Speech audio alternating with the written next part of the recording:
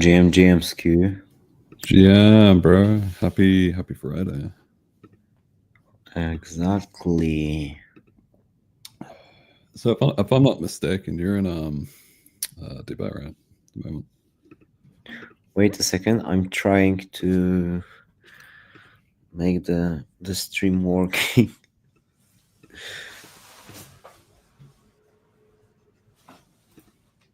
Wait, is trading light down right now?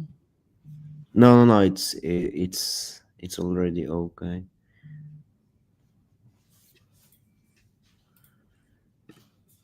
No, trading light. Interesting. Wait, was that a Binance data? Yeah. Richard is here with us. Ah, shit.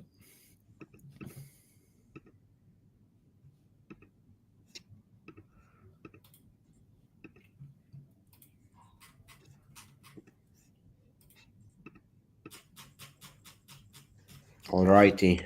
I think we are good to go. Awesome. Quite a The good whole. week, isn't it? Yes.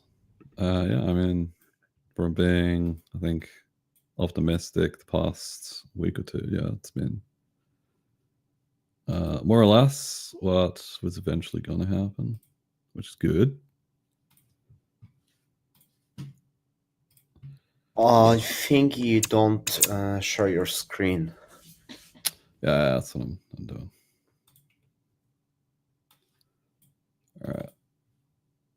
Perfect. Actually, I need to get more monitors, I reckon. I need to get me one of those, like, TradFi 8 monitor setups so I can have, like, everything spread out.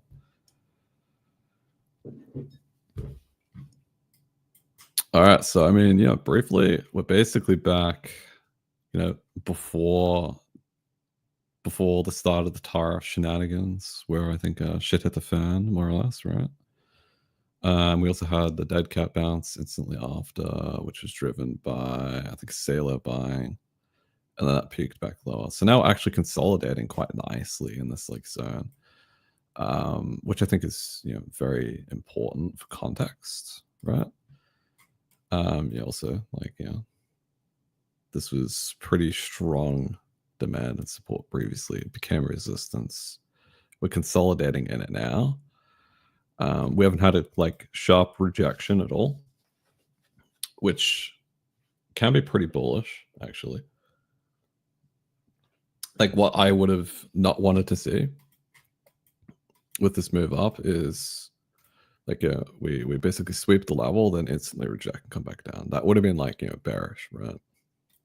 But the fact we're consolidating in this previous support as well as like developing value, I think is honestly pretty positive. It's definitely one of the more positive notes I've seen from Bitcoin in a while. I'd probably say last time it was, I guess similar to this would have been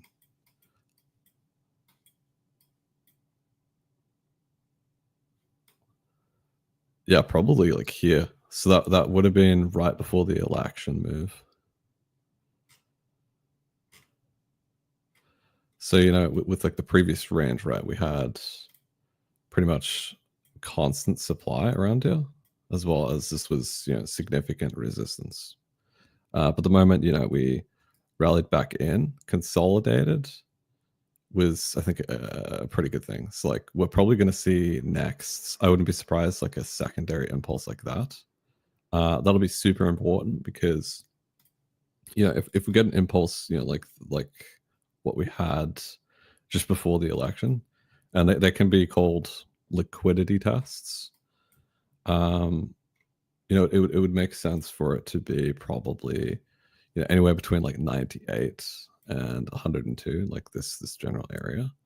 And if we have a strong rejection from there, that would essentially be the hedge point, or risk off rather, right? It's like you take profits off the table. Because if that's the case, then it would probably be more on the extreme ends of it being like a big dead cat, right? Whereas, if we continue to rally up and remain pretty strong and consolidate here, it would look a lot more convincing that, Bitcoin could rally with two things, which is, gold that has been extremely strong. And then secondly, I believe global liquidity as well has been consistently turning up, which are generally like very bullish indicators for Bitcoin, but Bitcoin tends to lag it by a certain amount of months.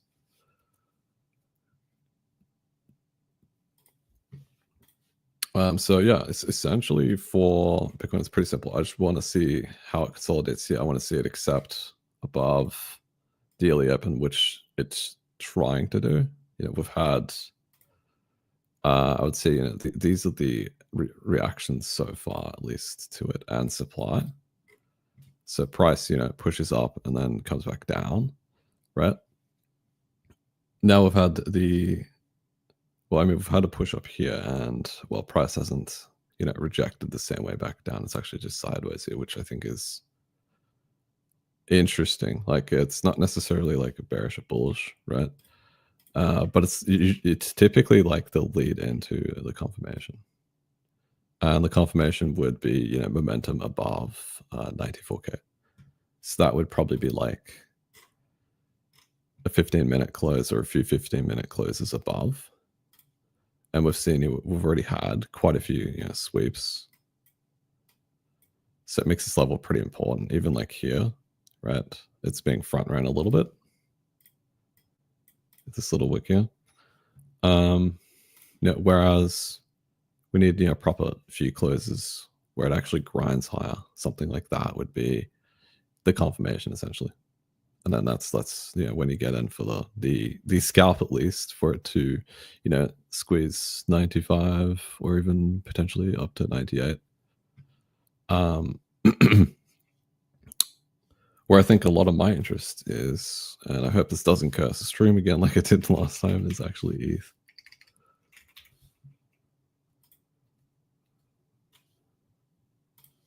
Because I think ETH is massively lagging.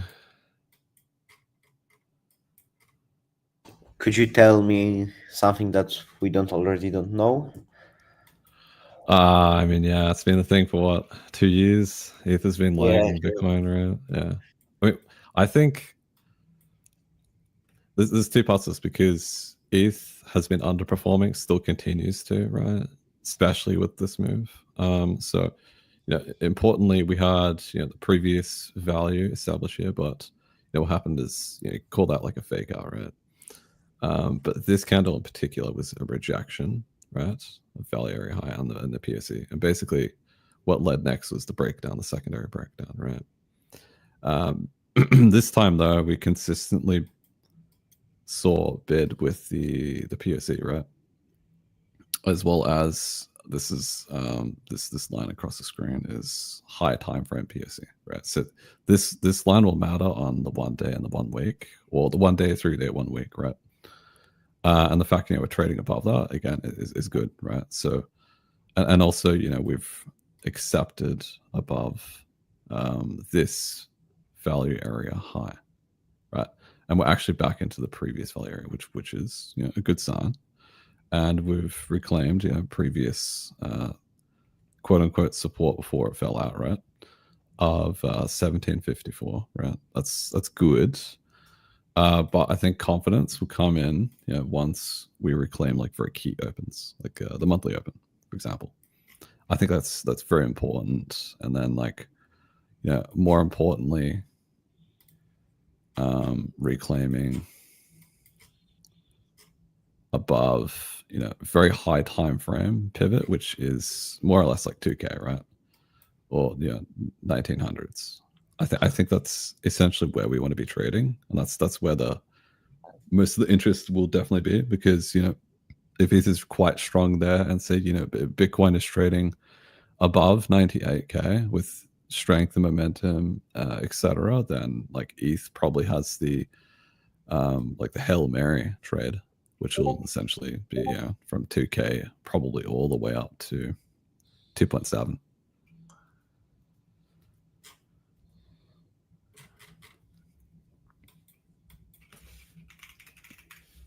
Well, then obviously the third major, Solana,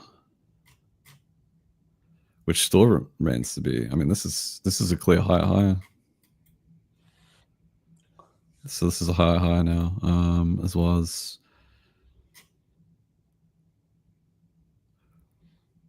Well, yeah, actually, I'll change that to this. Yeah, so like 180 is going to be tricky, I think, for Sol to probably get past. It makes sense, definitely, to take profits between this pre-breakdown zone as well as this squeeze.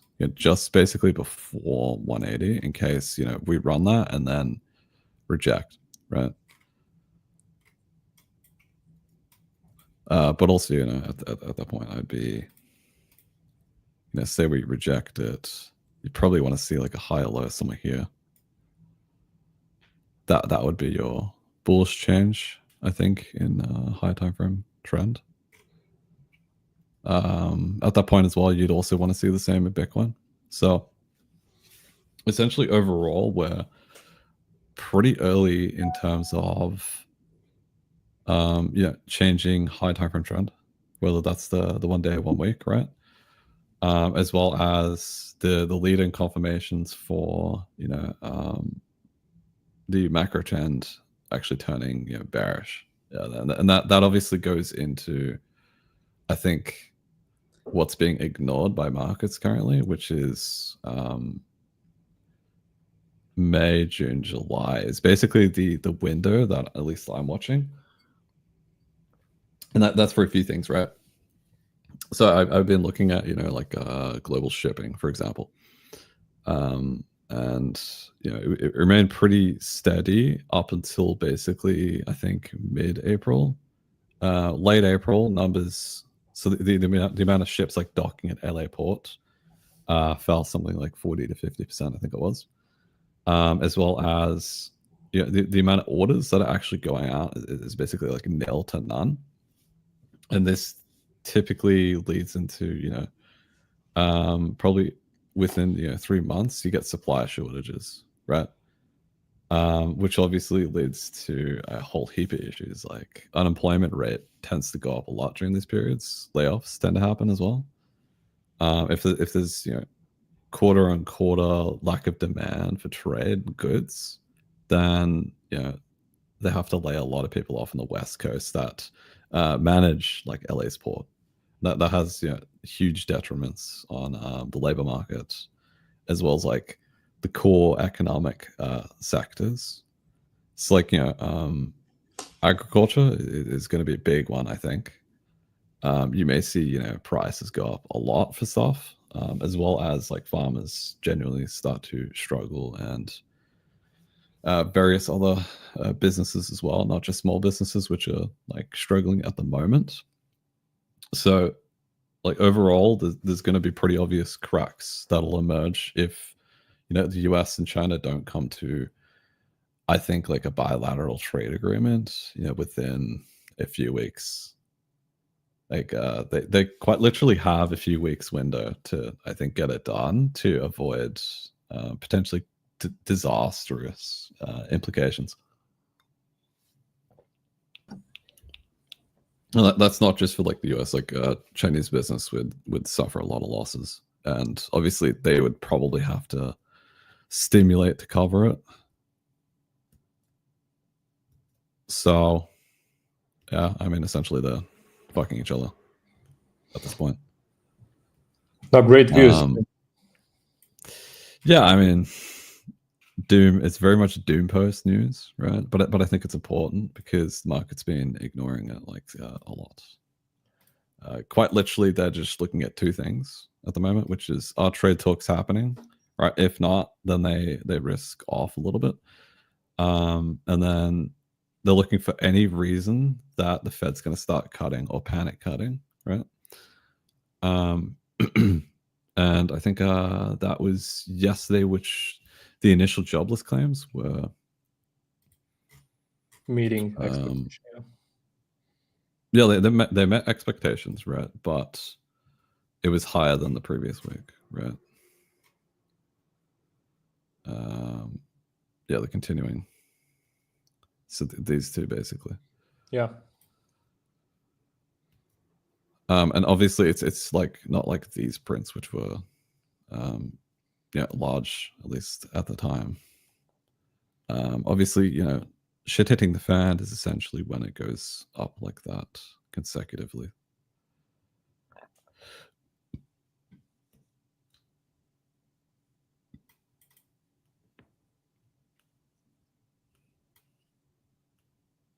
Oh, okay, that's cool. So we're actually, we're seeing a little bit.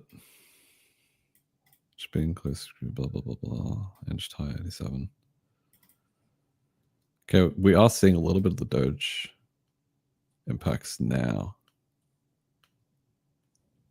I think we're more likely to still see that in May, June, July. Like, pretty much everything lines up to that one period, which is somewhat funny actually.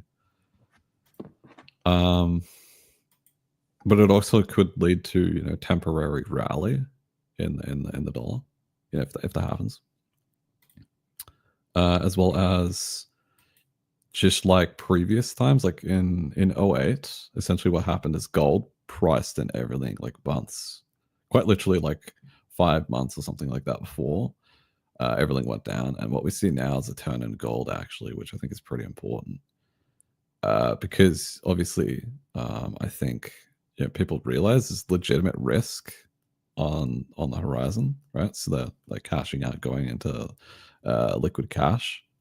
And various other players, so probably like Europe, I'd assume.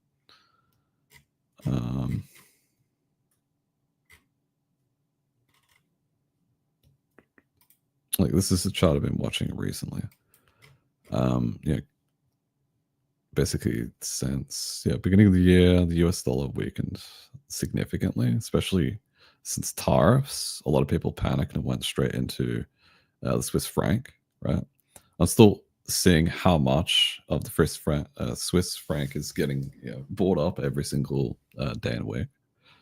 It tends to be a really good proxy for people being extremely protective against trade risks, economic risks, volatility. Those are typically the three.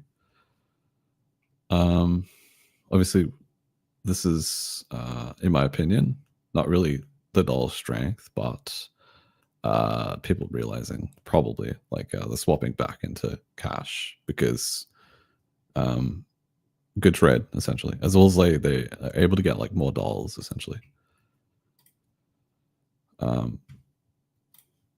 as well as like on a long term, we have an interesting setup here as well.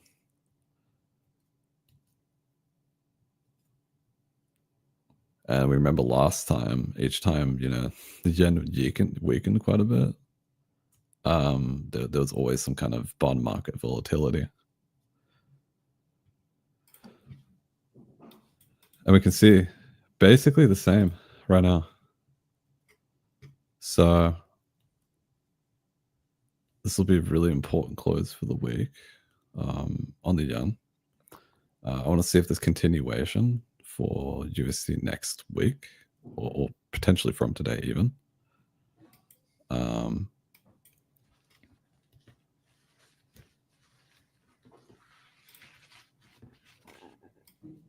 Yeah, another sign is there could be a local top as well for the Euros rally. I do think it'd probably find support around 110 as well, which like long term would strengthen the thesis that the USD is going to lose value basically throughout probably this year and the current Trump policies, economic policies at least. Especially when you have investors that are treating it like kind of like a virus or a contagion or something like that. Like they view, holding risk in the US market long term as like negative now, which is, I don't know, first time in many decades probably, if not longer. So yeah, I think we have an insane next month coming. So there is no sell in my and go away. Actually, you will need to do something in the market, like watch it. Yeah, no, I think like it's probably good to be watching markets in May. Especially because like the layoffs, if there is significant layoffs, there's going to be clues, right? And the current clues that we've seen is like global shipping, which has declined significantly. I can go to like my previous post for context. Yeah, I'll share this. So this is basically what I was talking about, right? So I did a post on like durable goods. So like we had a massive beat, right? 9%, 10%. On month, this is like more or less unheard of, unless there's something behind that's the real mechanism, right? And that was basically front running of tariffs. So the spending basically in March was pre-tariff shit, and it was massive, right? And in my opinion, that is the only reason as well why shipping was still like maintained. And I'll go to this tweet. It's like these two basically. So it's quite literally the only reason why it's sustained at the moment. So once we see that cargo as well as inventory, right, get taken off ships essentially, then you'll be looking at the real impact of the trade war between China and the US, right? So that would probably be much lower ship counts coming into LA ports, as well as like other ports. Maybe even Mexico too could be a point to watch, and maybe Panama as well. I'm going to look at all three essentially to see how much trade's actually going out of China. And where it's like being routed to, because I know like big business right now is figuring out ways to either evade the tariffs or move business very quickly. Like they're even Apple's trying to move their operations to like India, which is like super premature. I mean they've been moving business away from China for a while, right? But like at a operations level, they're not even like close to what they had built in China over like 10 years. So to me, it shows there's a lot of rush and quite a lot of FOMO in terms of moving business to places like Malaysia, probably Thailand, India, other places in Asia where the tariffs are like 10% or 20%, something a lot more reasonable for business, right? So that's like important, as well as like I think Latin America may be a proxy for US businesses that'll import through them to import from China. It's like how Georgia was used for business by Russia when Russia got sanctioned. Work around proxies, yeah. Yeah, exactly. So yeah, there's like serious crazy shit actually going on this time. It's not just like the usual kind of echo chamber doomer talk. There's like actual metrics now that hedge funds and prop firms and banks are basically looking at. I mean, like this guy, he's been posting a lot about it actually. I mean, he shit posts a lot, but like some of the particular graphs, which he shows more trade-related metrics like trucking and shipping, which is basically like collapsing at the moment. This tends to, when this happens, this is like at a very skeletal level of the economy, right? It can create deterioration pretty quickly within financial systems. And obviously when you kind of like driving a ship blind at some point, you end up having like a Titanic moment, right? Which is where you hit an iceberg. And like personally, as like someone who invests, I'm keeping a very close eye on everything because if we're about to hit an iceberg, it's not necessarily going to be like a COVID type reaction where markets are saved initially, because the Fed is actually a lot more scared of inflation, as in higher prices. So it's going to take a lot for them to step in this time, I think. Yeah, markets could crash, and I don't think they're going to step in like at all initially, unless yields completely fall off a cliff, as well as like business prices come down, and inventories would have to be like depleted. Plus, you won't see many talking about this right now. Yeah, correct. Also, probably the main reason why what I've observed throughout the week is the only headlines market is being reactive to is exclusively the China trade negotiations. As you rightly said, Yeah. if there is any development, then market reacts. But anything else is just also the other narrative was Powell's flip flop with Trump, or fight with Trump, obviously because of raising concerns of the independency of the Fed. But I think that eased with the comments from Bessent and Trump. Oh yeah, definitely. I mean, this is kind of the Trump market, right? We got a glimpse of it in 2018, 2019.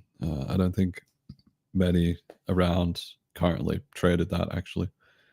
But basically, there was pretty persistent volatility during that period, especially when the first trade war happened between China and the US.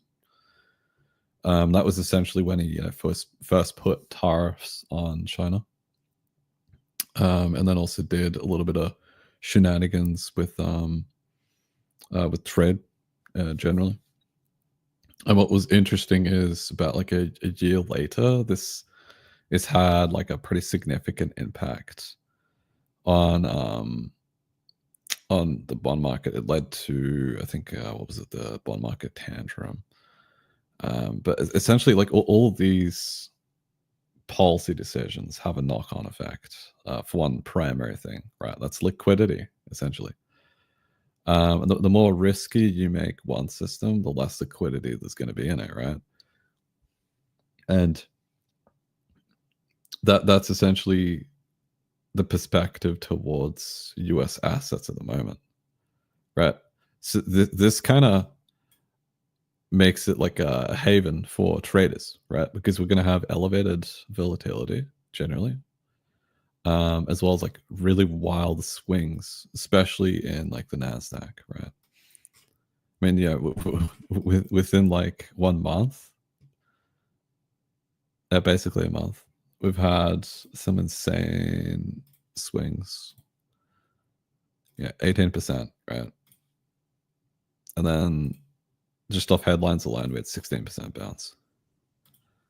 As well as like this week, another 9%. Like these are crazy swings for an indice, actually.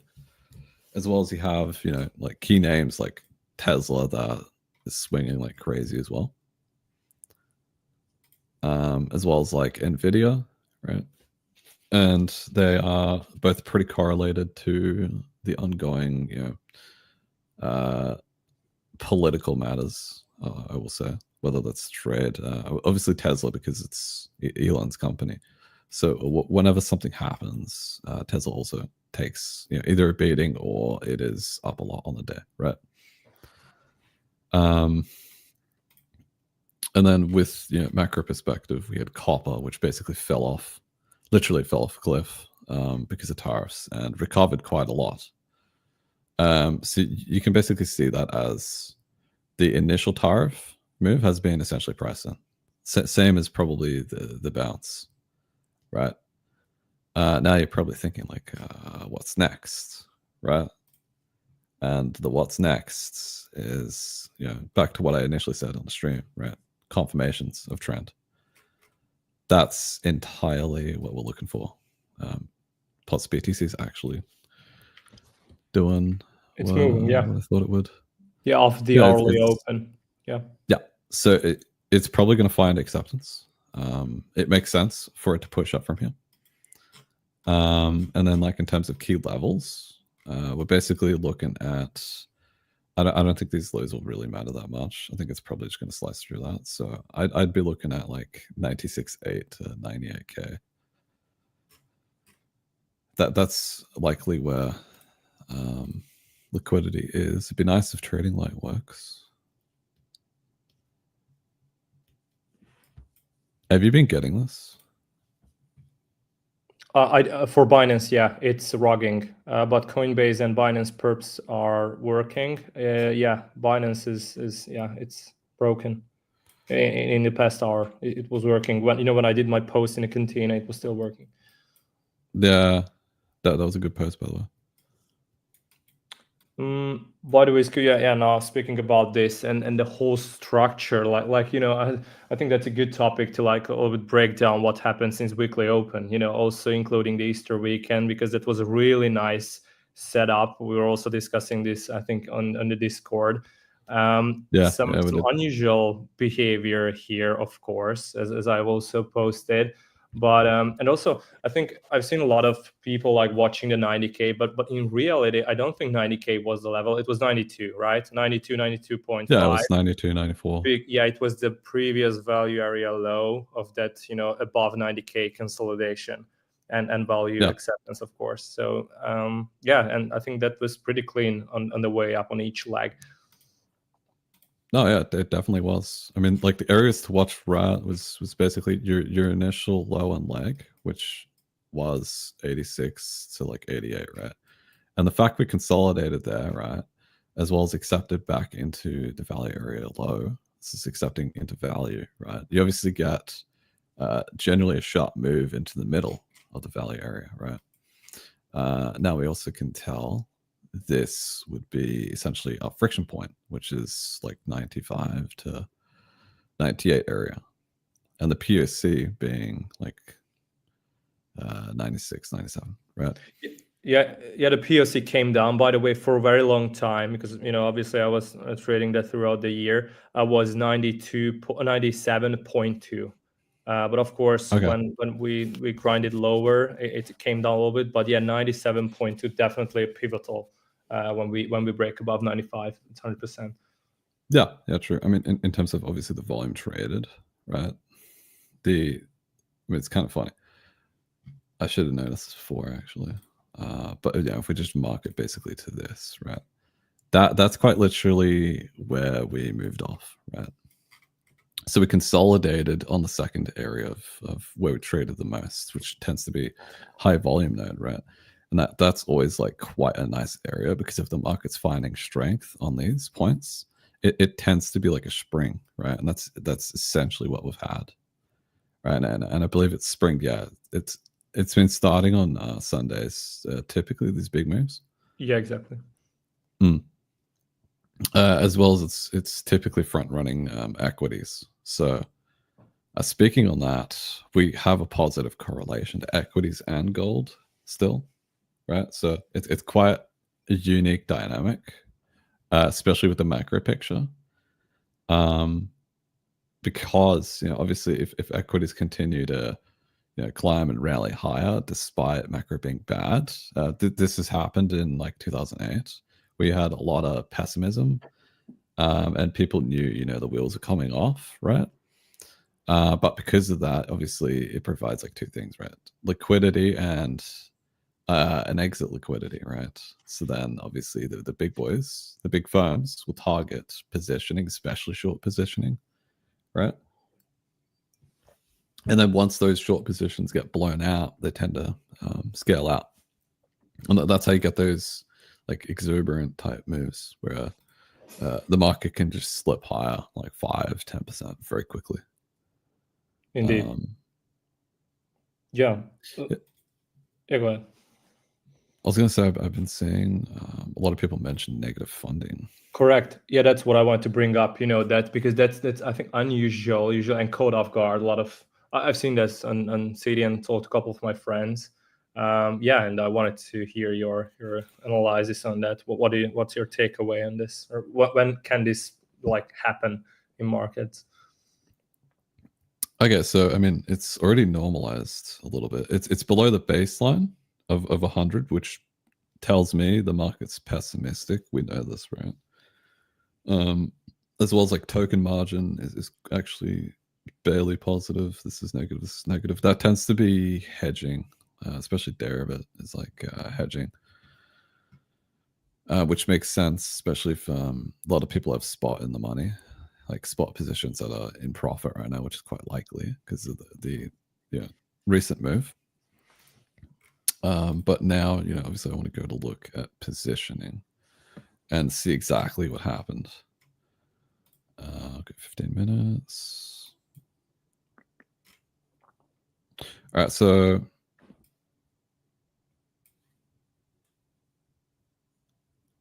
was this last stream that we talked about this move? It looks familiar.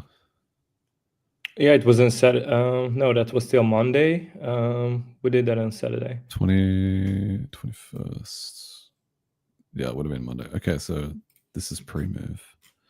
Yeah, because I remember speaking this zone. I'll get a square. It's like this zone was being shorted mostly. So a lot of shorts were accumulating here. That tends to happen before you have big moves up, right? And yeah, we can see it here. So someone basically kept shorting, especially with the wicks. So this pump was being shorted pretty aggressively. And like with each bounce as well, you'd see exits of positioning, especially longs. And when you get the more longs, right, more longs closing and more shorts opening, you get negative funding. That's how it like debases the funding very quickly with these moves. Then obviously this was the short squeeze. That was a short squeeze right there, as well as like spot, fairly large spot buy at market tends to happen. They'll basically buy into the book and then blow out a bunch of shorts. So that was like what, probably like, yeah, it was like 4K in shorts, right? It was so huge, that would have been, yeah. So that would have been probably this short, yeah, to be honest, like all of the short. Yeah, and, makes sense. all of these shorts here, and then this were longs. These were actually longs. You can see that. OA up, delta up, consistently positive delta 2, as well as it actually moved funding for a period while price is going up. It's like actually bullish positioning there, right? Then obviously the rest of it, we could still see longs closing out, and basically since then, I'd say shorts seem to be still opening and holding on for dear life.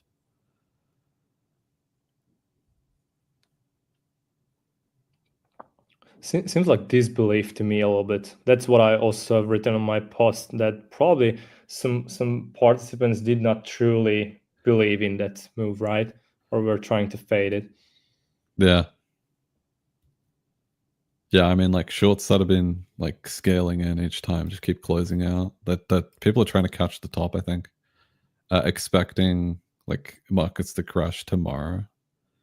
And even when you're aware of macro events and macro doom, I guess, right? Timing the trade is really difficult, right? So the market is actually way more likely to bounce well ahead of the events, and then really erratically and irrationally fall apart during the headlines that fall. And we saw that from tariffs, right? Everyone knew tariffs were going to happen. Everyone knew tariffs were going to be pretty big and aggressive, right? We didn't know how much, right? But we knew the risk was there. And then the move only came on the day, and only came the day prior as well. So like the actual window to jump on those trades tends to be really, really small. So I think people trying to short it, like obviously to front run the move, more likely just to provide liquidity for larger market players to obviously close on them, as well as blow their accounts off. Because markets are PvP. It's like poker and chess. Yeah, very true. And the huge move you just shown, I think that was the breakthrough of 92K, where I think we have had the recent market supply. It was like almost 1,000 BTC on spot, and I think in a single 1 minute candle, there was like 200 million plus bid, which is that's crazy. That's a crazy amount to see, and that was off New York hours, by the way. It's also interesting. Interesting. I wonder if it's because we know Sailor has been buying. We also know Sailor is not the only large underlying buyer. Like someone on Sunday was T-warping. Like someone kept T-warping on spot. Like basically before the move. You can see it here with the divergence. And that divergence with price tells you there's a pretty aggressive buyer. Because it literally, like it did not lose that low.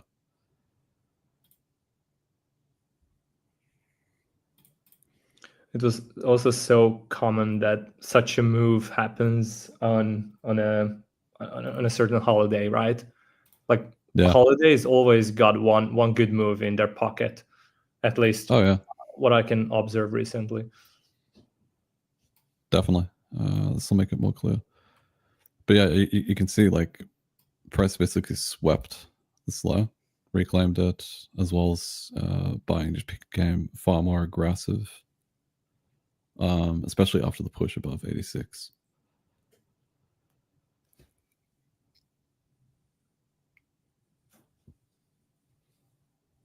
Per usual, someone new.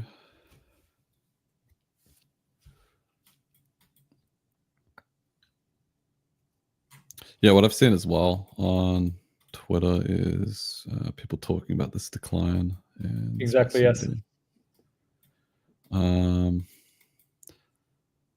So obviously when it comes to like CBD, especially moves like this, right? We have like this fat candle and this fat amount of value you can quote unquote add, right?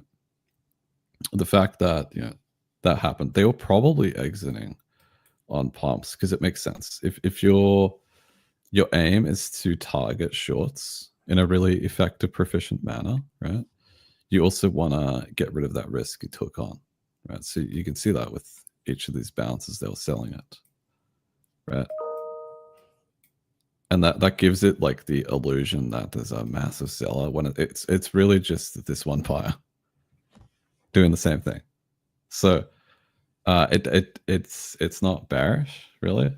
It does obviously manipulates the value of like delta like massively, but like way more importantly is you can just look at price, right? So like if we put basically at the bottom, the base of this open candle, right? We essentially went back to the open, and as well as we've gone up since then, right? And we're sustaining high lows, right? Now the key thing is obviously to break above this resistance that we're going into now, right? So this is the area where you want to see the market strengthen significantly, and we can see a slight divergence in the CVD. Actually, let's draw an old use a proper line. So basically, it's these divergences can be tricky too because it relies a lot more on price structure and price action. So as price continues to move higher, CVD is not following, right? This means passive buyers are basically in control.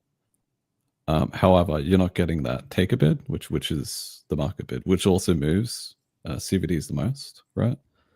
That's essentially what you need to break resistance most often, right?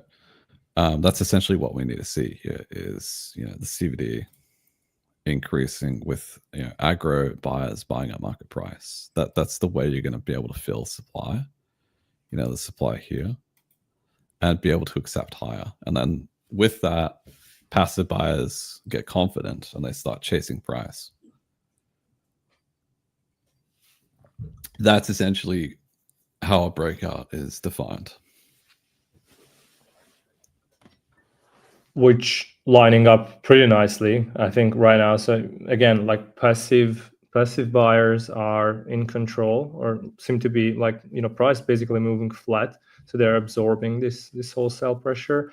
And if there's a harmony with the takers, with the aggro buyers, then it's off to the game. And also it's pretty common what we could see on BTC, that price stalls right below a significant resistance and just gets through, basically.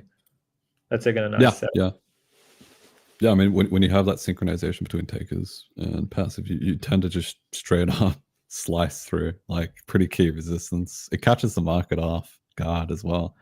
People think, what the fuck's going on? And then obviously the higher it goes, the more FOMO you start to see, especially in perps. And when that happens, right, is the time you pay attention, because more often you'll see stronger flows, especially on the passive side. That's when they start to sell into it. And like Coinbase is actually a pretty good book for it. I mean, we saw the initial high, they were selling into it, right? We don't see it here, but they're obviously, a little trickier actually. With the Coinbase book, right? You see how they're quoting, like, a little bit. It's like pretty much fuck all amounts in size, to be honest. But in terms of MMs, they do it on every book as well. What they'll do is they'll quote higher only when they know there's an algorithm buying, because they can draw in the algo to basically sell into it. And they tend to do it around areas that they have quoted supply. So that being like 95.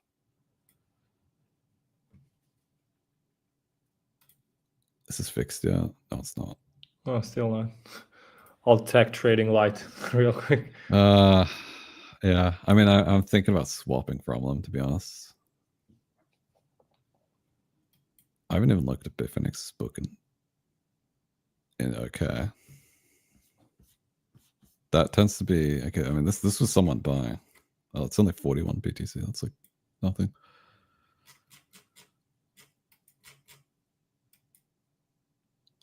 Oh, they've been pretty proactive actually.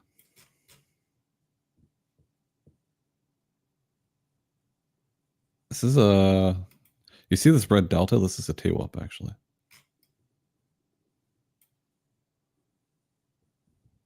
So yeah, someone's been TWAPing on Bitfinex. That might be Bitfinex themselves. I mean, Tether. Sorry. All right. Tether. Yeah, they TWAP on Bitfinex. But I mean, lol. This is why I don't use it, because it's just like 0.00000. Yeah, it's not too telling. Yeah, but yeah, in such an interesting moment, Binance just shits itself the API. It's pretty annoying. Yeah, I mean, I've heard they do some pretty stupid stuff when it comes to like their docs. Like apparently they've messed up data sets a few times, which is like an engineer is like a big no-no. Such a shame. There is this, so which is free and working pretty well, is I think Kiyotaka AI called platform. It's pretty nice. Yeah, I was gonna try that out. They're actually free. Oh yeah, they are. Yeah, so far at least. Yeah, okay, that makes sense. I mean, Validata was free as well.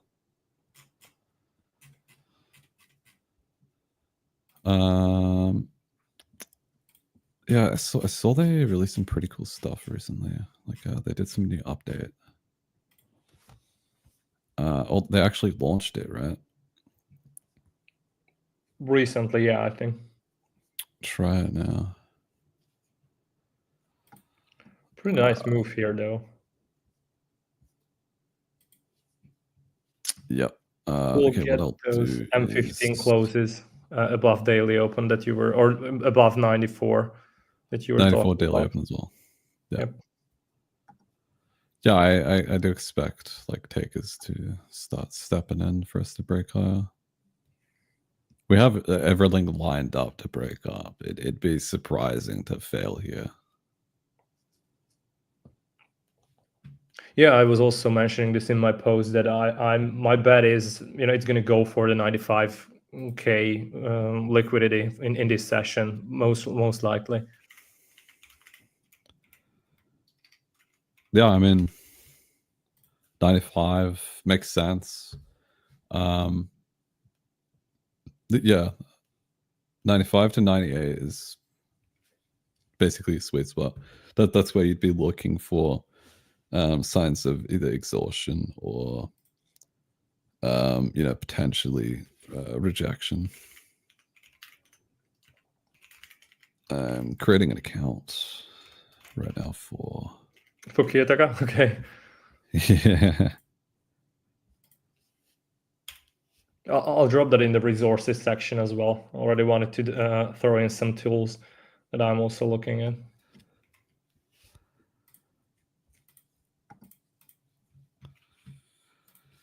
Yeah, I also need to update my pinned tweet with more modern tools that are reliable.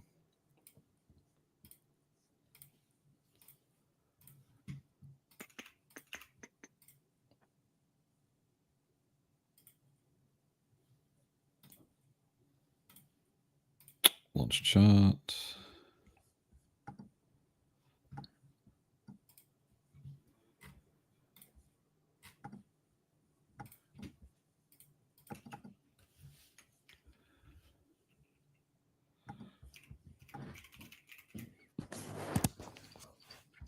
I'll go on Tech Trading Light or post on their page because it pisses me off before the session, like not having Binance Spot Books data in my hand.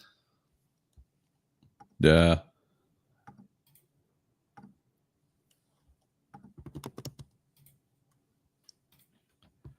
Yeah, it's pretty annoying.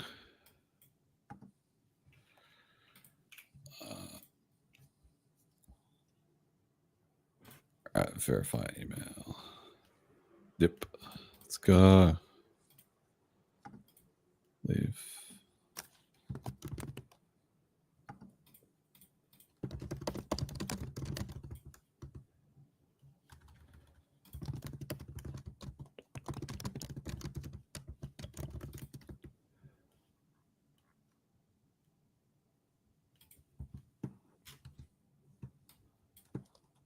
Yeah, this looks like a pretty good product so far.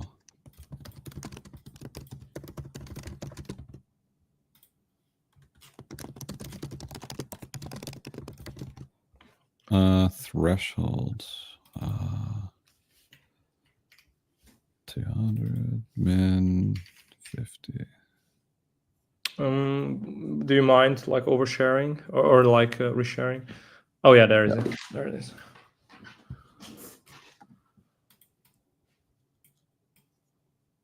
Yeah, so it's just an This feels like alternate. it's made in Python or something like that. What order book is this? It's perps.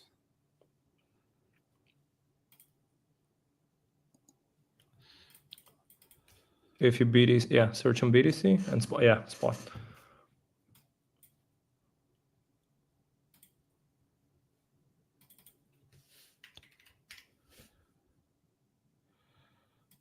Max bounce. Ceiling 1000. Oh, it's basically the same thing. Weird.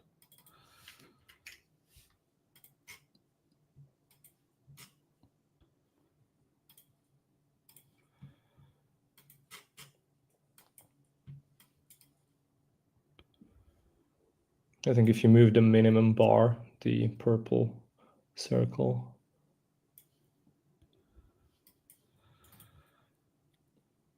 It's 20 though. That should pick up everything. Threshold 0.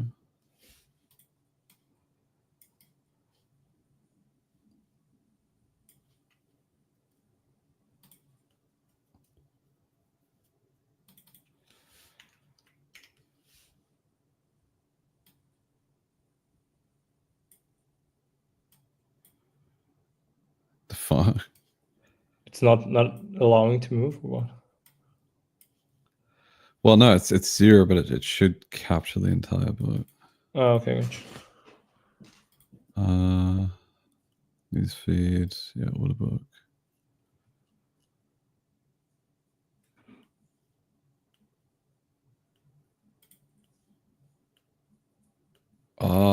It's kind of similar to Agar a little bit.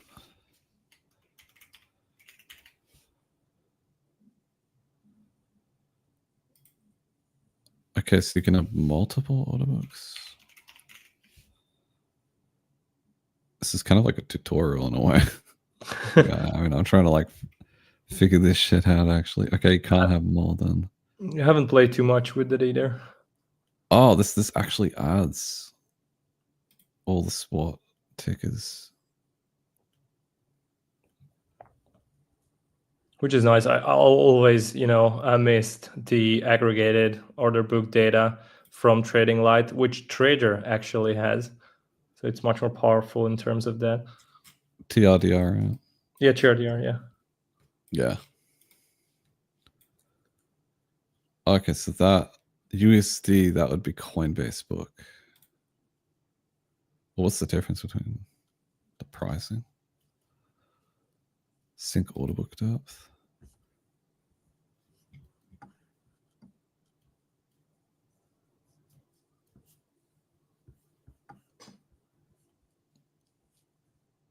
Okay.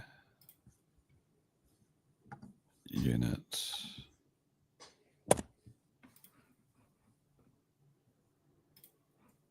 Less than.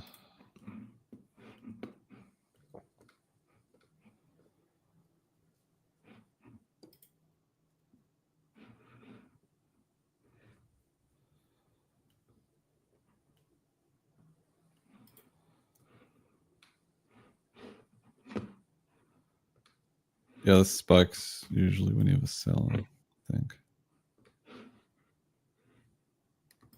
If I remember using it correctly. I mean, yeah, it's pretty good when you have a bid, a buy. You can see I'm buying. That's interesting.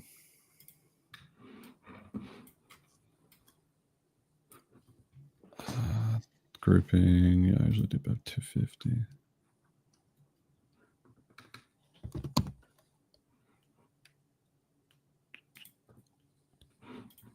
Filter.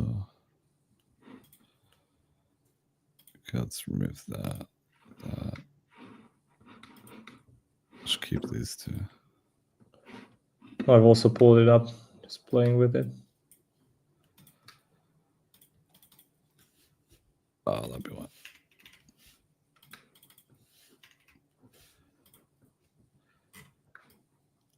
Yeah, I mean, at the same time, we're also kind of pushing high, which is a little bit funny. Because I'm like, we're dicking around with some order book tool. Price, yeah, there we go.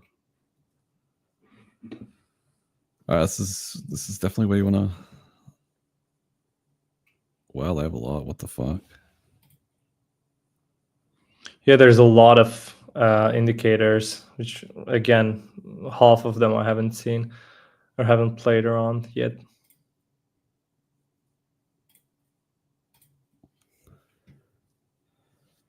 Not sure about the coverage though. How many exchanges does it cover? Yeah, the main ones. That's kind of ass.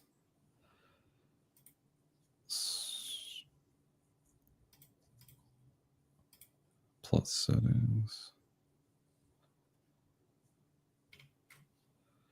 Yeah, I'll probably reach out and help them tweak it a little bit. They would probably appreciate it.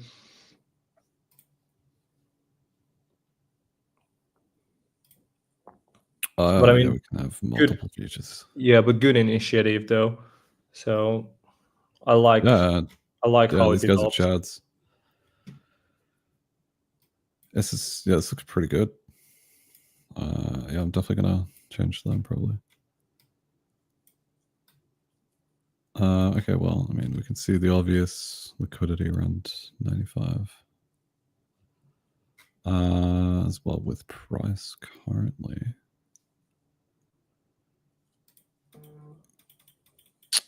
I can't like auto. I can. Okay, what is that? All right, yeah, so we see take a bid because the CVD is going up. Yeah, We it also just see breaking OI out now. start to go Yeah. up. Yeah, it should start to try a breakout.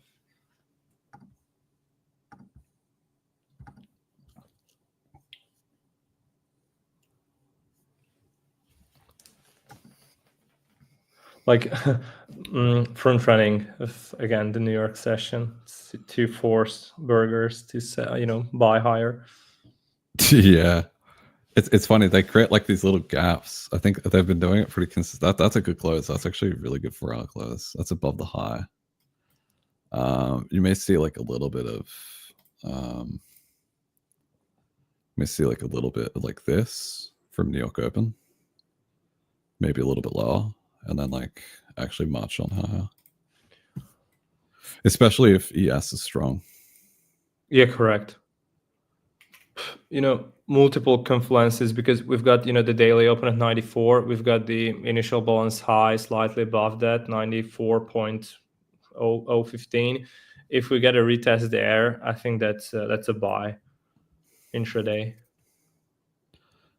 Yeah, and this is the zone. You'd also be looking to see ES get bid.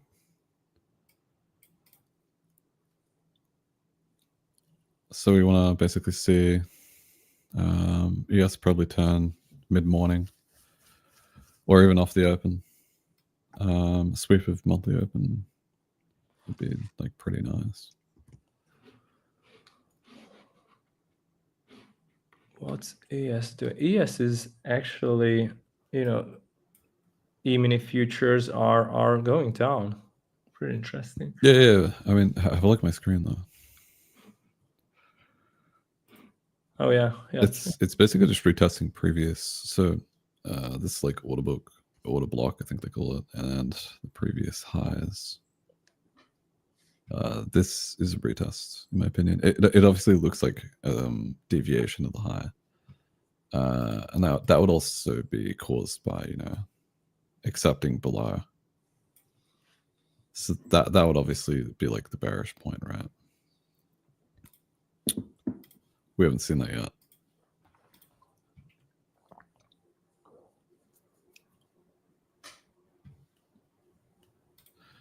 Something I wanted to touch on as well was ETF flows have been pretty strong.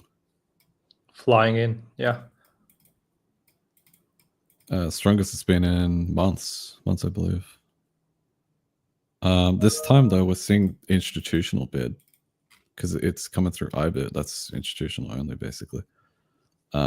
Fidelity as well has been bidding, but it's like a lot less than what they usually buy, which is very interesting. Same as ARC, and I think the next like local top will probably be like a big print, like either 400 to 600 from Fidelity, or like it'll be a combination of pretty high prints from the more retail ETFs. It's like FBTC, ARC, B, maybe Bitwise is one, and then probably like lowish from iBit. So that's something I'm keeping in mind as well.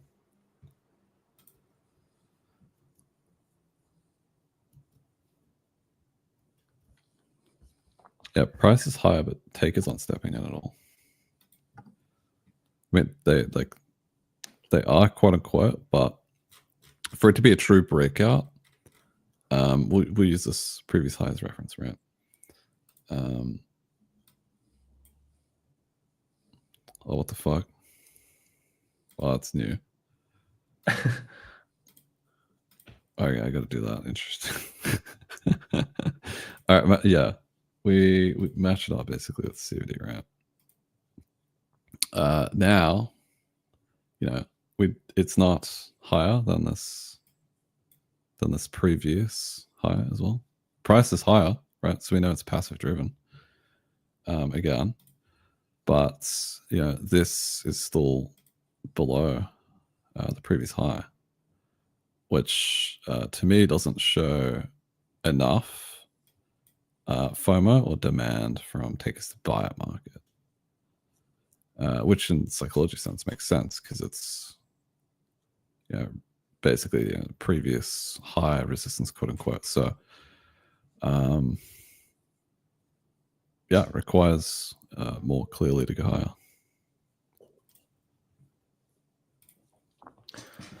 It's going to be interesting to see whether it goes there before the session, because this run up before US Open or the cash session is always makes you be more cautious, I think. Yeah, plus short liquidations, which was expected, I think, and also which is strange. 8 a.m. UTC, the deribit options expiry, like kind of pinning, and very interesting that we are on the move after we have had today's expiry, which was slightly above 93.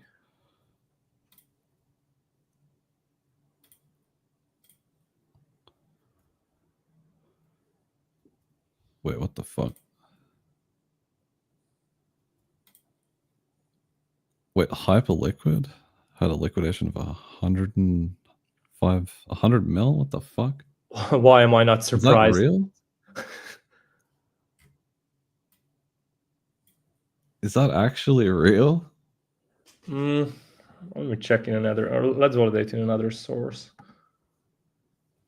We'd be able to see it on CoinGlass. Velo too, right?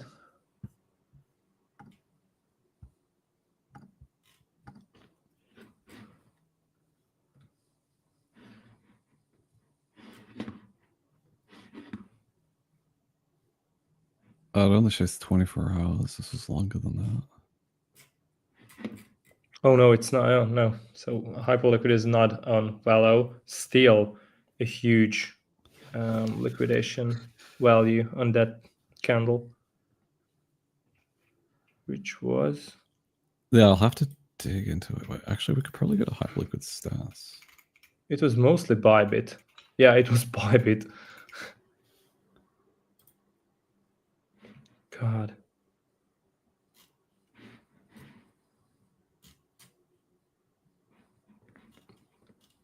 Liquidations, yeah, it'll pop up here. It was 97 million on Bybit. Really? Because there was a Bybit leak. At least on it says on Velo. OKX Binance perps are really supple.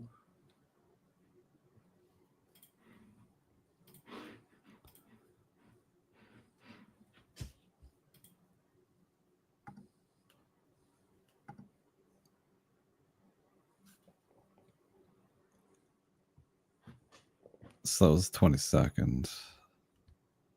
Some huge liquidations on Hyperliquid as well. So it was both exchange. What the fuck? That's crazy.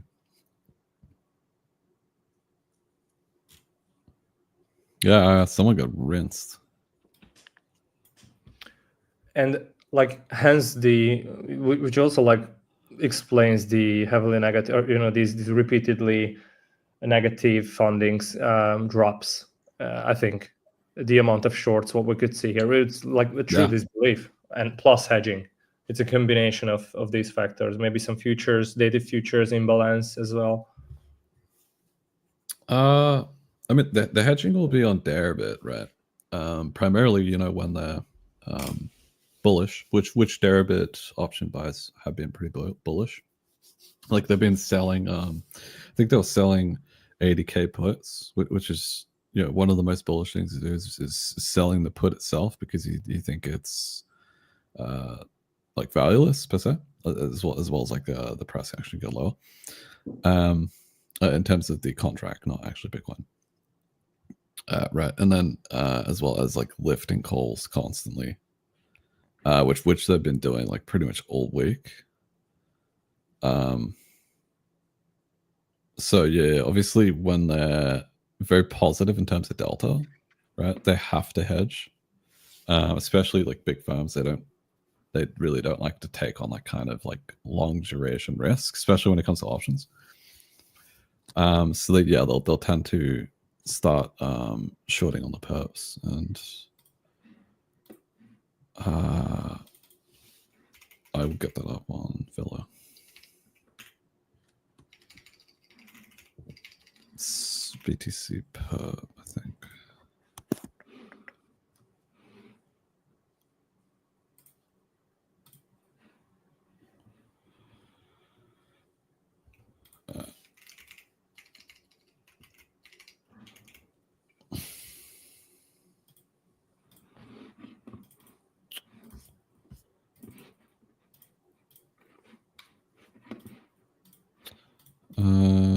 Cumulative volume delta. Open interest.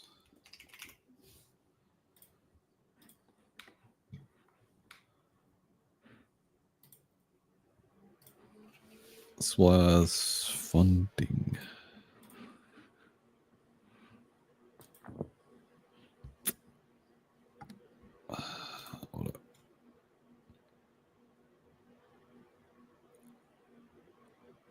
Yeah, a lot of the hedges got blown out. The whole market was short. That's just insane. That's wild, actually.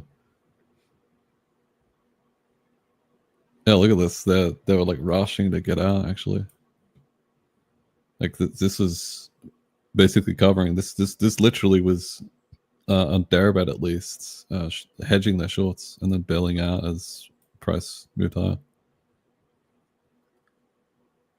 And obviously it's like trying to short into that, I'd assume. Yeah, and then like this is more clear hedging. I mean, not that, but like this.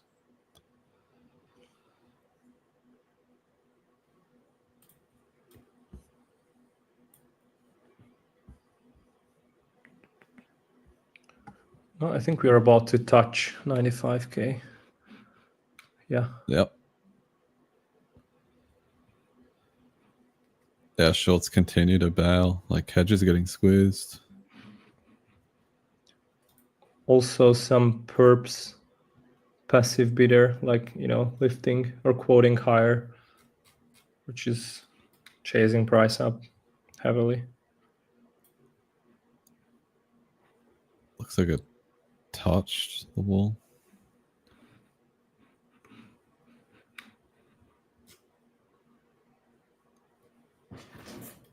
Yeah, nice amount of BTC being swept now on Coinbase.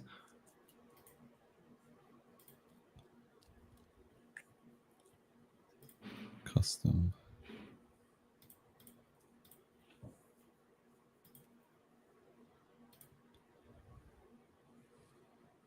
It could still go higher. Like we're not going to see that jump in the spot CVD until we push that, because that'll be takers buying through 95.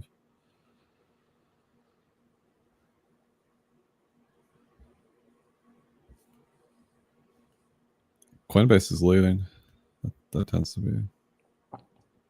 Yeah, they are above. Yeah, they're above, while my aggregated chart is not yet. So yeah, Coinbase leading, yeah, definitely.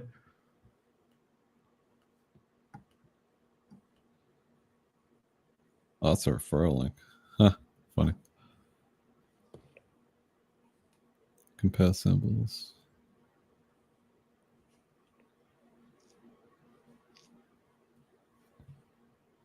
Yeah, and liquidations continue to grow as well.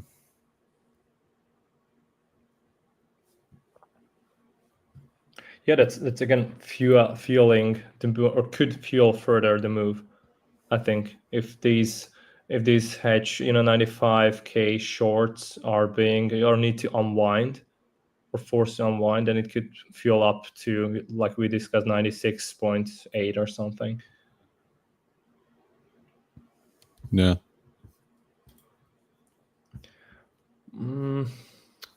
Good question. What happens in New York, but this trade up move will be sold into, or maybe after an initial pump, but I'm pretty sure it's going to be sold into in the US session. I mean, that's been the trend for like the past month, 2 months, maybe. So yeah, I mean, if we see that and then we see like longs buckle under the pressure, it might be like an opportunity to get scalp long, especially if you can confirm that it's like low of the day. How long till New York Open? Like an hour, 45 minutes? Hour and 15. Hour and 15. Makes sense, yeah.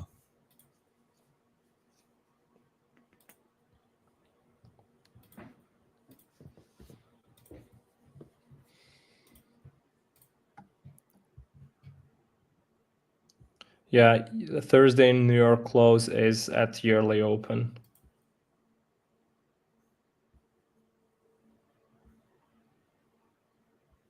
This is using like a lot of my CPU. Interesting. Probably not optimized yet. Yeah, probably not.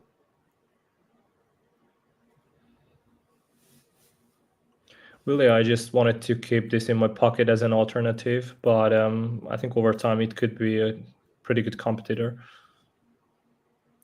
That's a good, very good competitor. Measure the difference in implied. They have a lot of stuff actually. Yeah, they do. Yeah, it's really ticked up my interest.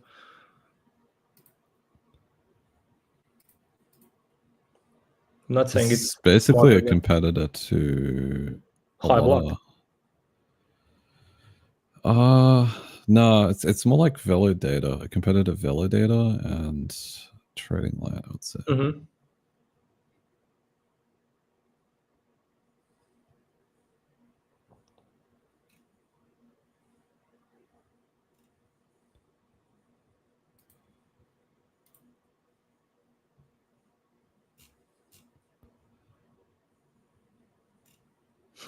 Coinbase Premium on New York sessions.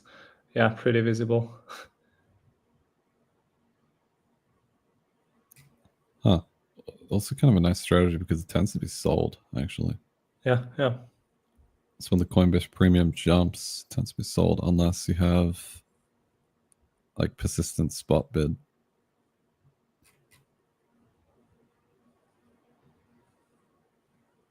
Still need to see more from spot.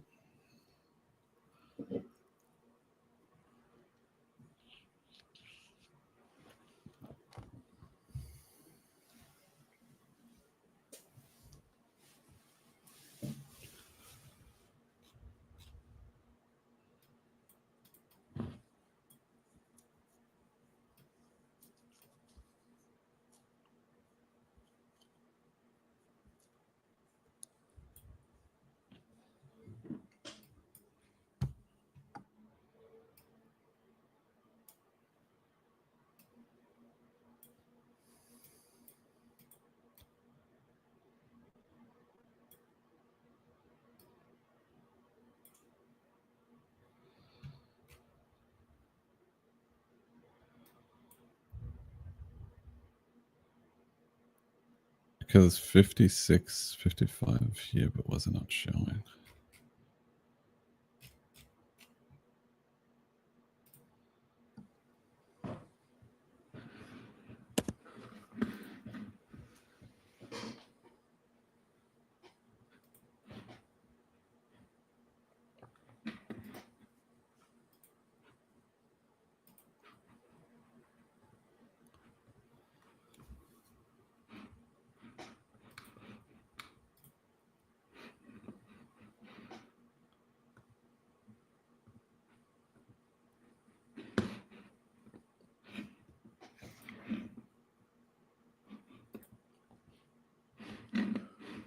Maybe they have some sort of glitching, or maybe they are developing something, because earlier it was working differently for me.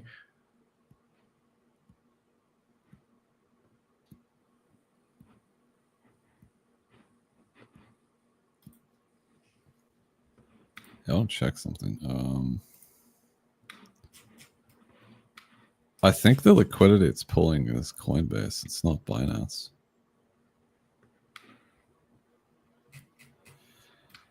Plus, we swept the liquidity on Binance. I mean, not Binance, on Coinbase. That's why it's pulling back.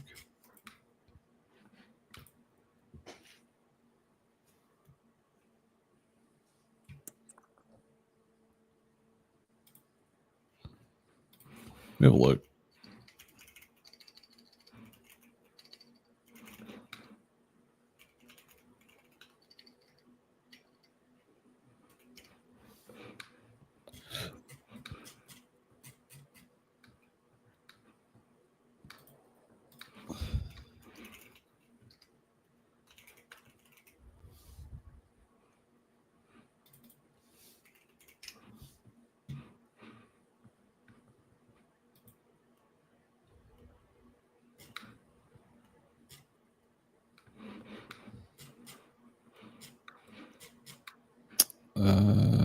Doesn't look like anyone's tweeted out about their API.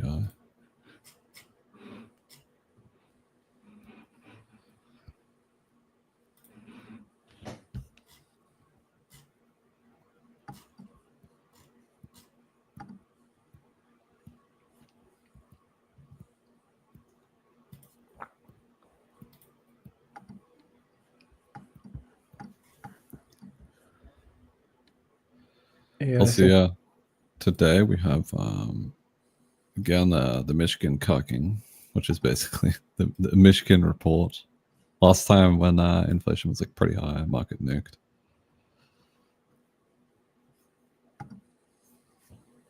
Oh, we've got this. Okay. Yeah, I remember. We were checking this. Yeah. Yeah, I remember last time it market unexpectedly puked like pretty hard to this. But also it's like long-term wise, it's pretty meh. In terms of it being like high impact and long-term. Yeah, pretty interesting consumer expectations. Obviously, that's going to be low. Current conditions.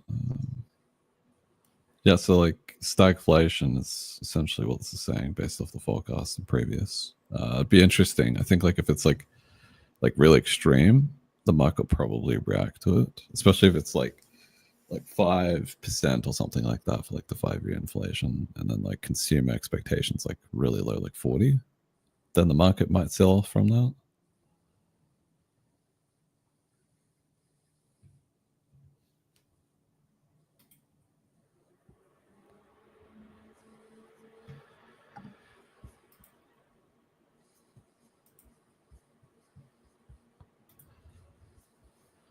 But you know what? Let's play around with this some more. Open interest. We'll do.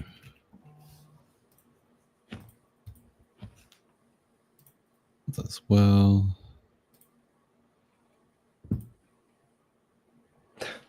Again, sorry. In the meantime, yeah, Twitter, from Delta One, China, US not having any talks on tariffs. It's again, Yeah. again.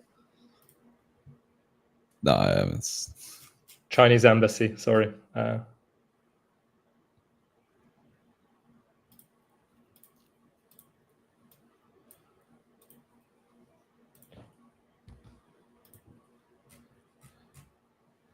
saw that earlier. I mean, it goes back to my tweet actually. Which one was it?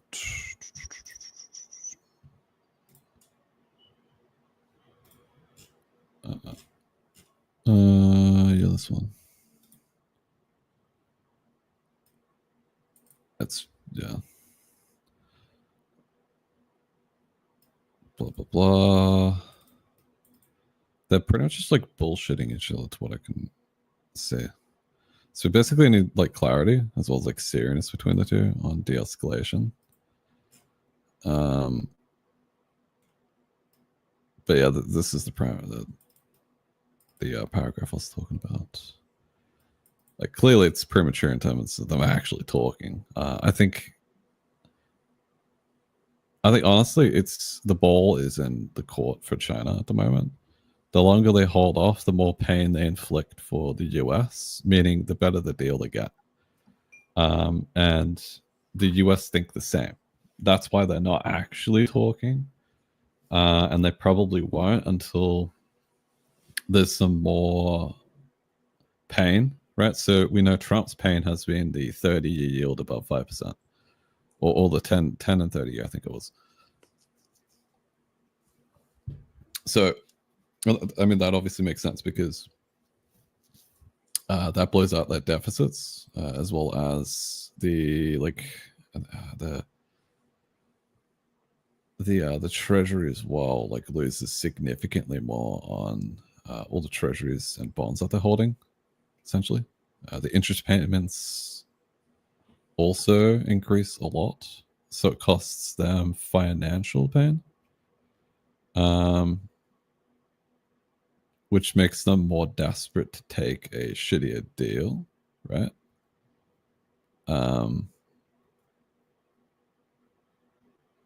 As well as, you know, obviously for the Chinese with like business expenses ballooning, both are going to face a lot of pain in May, and even more so in June and July. So it's going to be very, very interesting. I think that's also what the market's expecting, right? So if we were to see a confirmed deal, say in the next week or two, risk will rally really, really aggressively. That would also be probably the bounce to sell, in my opinion, because it'd be free money essentially. At the same time, it'd be a good decision to, I think, reevaluate in terms of Bitcoin. If Bitcoin is trading above like 1 or 2 at that point, it may just continue to grind higher, especially if the correlation is 1-to-1 to gold, as well as there's persistent demand for like safe havens. Then it makes sense to hold Bitcoin in that situation.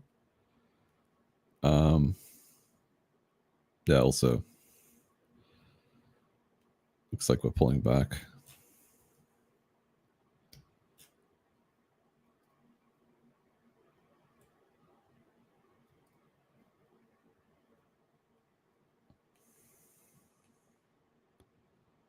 I wonder if I could get away with like a long of like 94 if it comes down to that. Yeah, like I mentioned, 100%ly, I'm watching that very, very closely. Daily VWAP could also catch up there, I think, slowly. So could line up nicely. You're right. 1 second, I'm hopping off and we'll rejoin.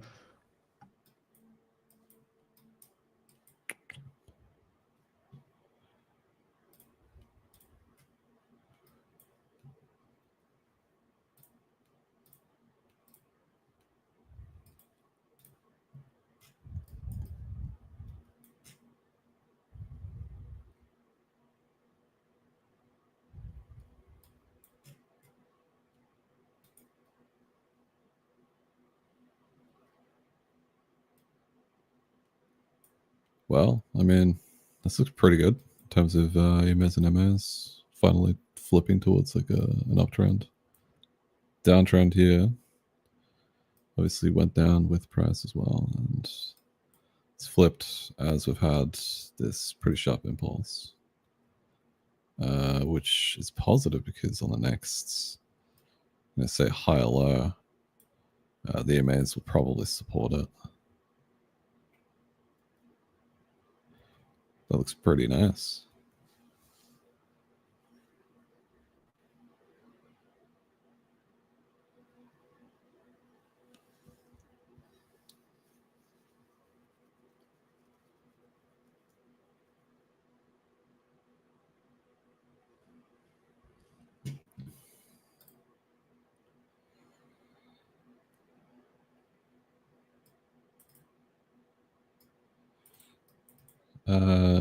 Big drop in where?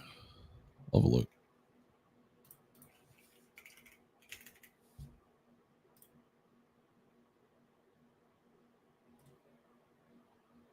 I mean, I just basically just correlation to the market, honestly. This tends to happen with alts, especially when you have Bitcoin dominance that rises aggressively with stablecoin dominance. People essentially get into the crypto version of safe haven, which is Tether and Bitcoin. That also happens during market downturns. So leading into the tariffs, they sold off pretty aggressively. Actually didn't move that much after that. So I mean, it's been somewhat strong, I would say, from early April to now. In terms of where it is in structure,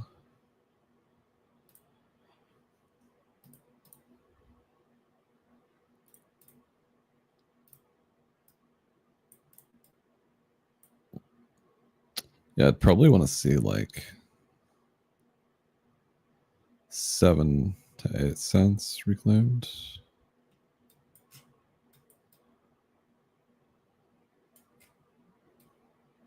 As well as we're starting to flip into a systematic uptrend as well. So like reclaiming that,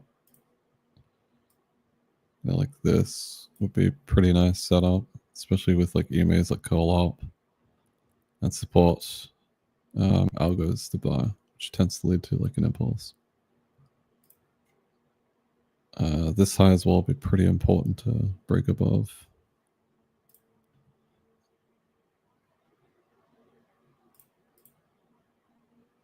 The previous low too, and then obviously you have like these key highs.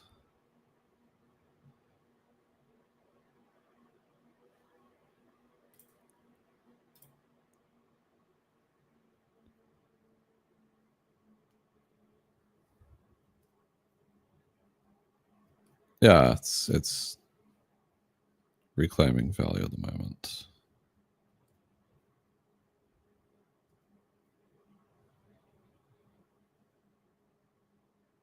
This kind of almost looks like a cup and handle.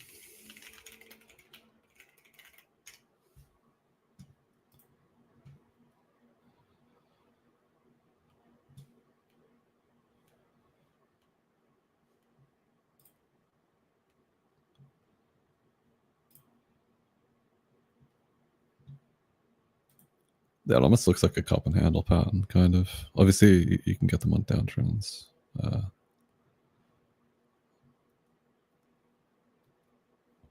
So if we go back to it, this is like your cup.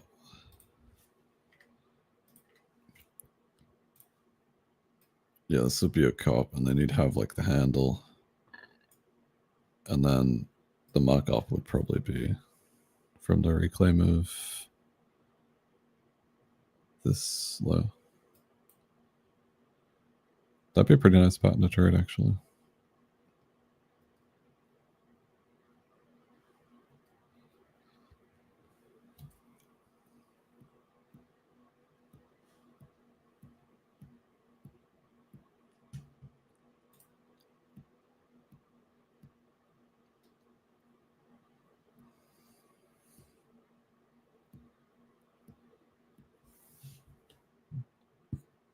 Welcome back.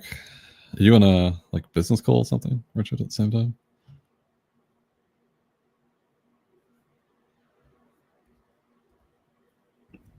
I don't think he can talk now. He texted in the group that he rejoined, but in a silent mode. Fair enough.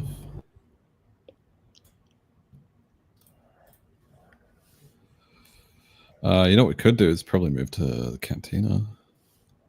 Yeah, I think so. Yeah, we could do that too. Yeah. Yeah. That was a great Okay, one. guys.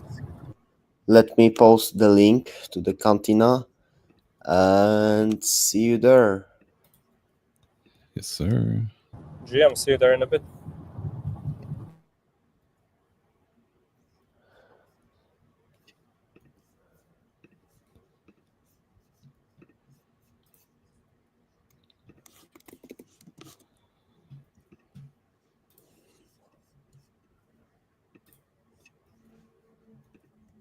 That's on the YouTube. Does it send to X as well? Yeah, I've just sent from my personal account the link to Cantina. Yeah. Okay, sweet. All right, see you there. See you there.